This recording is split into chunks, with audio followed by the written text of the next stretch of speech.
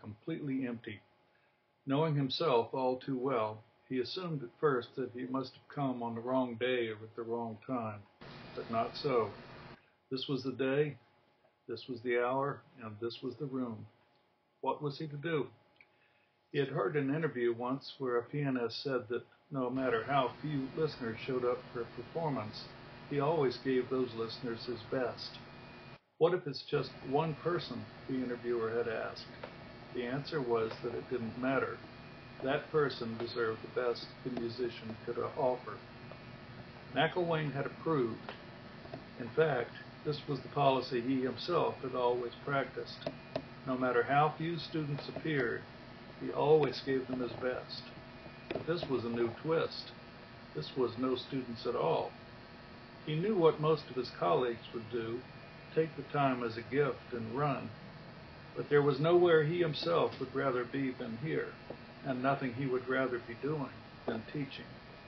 He looked down at his notes lying forlorn on the lectern and shook his head ruefully.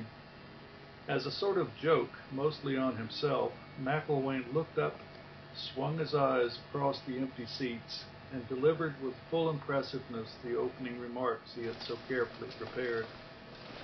Looking from seat to seat, he imagined favorite students who had sat in each. Carlos, who had loved the piano, was here. Susan, who had done that study on Vonnegut, was there. Lost in imagination, he found himself moving point by point through the presentation. At first, McIlwaine was just enjoying his joke, but as he got into it, he found himself becoming genuinely excited. His energy grew until it filled the entire space. At last, though, he reached the end of his presentation, slapped shut his notes, and looked up sharply. Doing so, he spotted for the first time his own reflection caught in the glass rectangle of the half-open door. Startled and not altogether pleased, he looked away. As he shuffled with draining strength toward the door, he found his eyes drawn almost against his will toward that wavering image.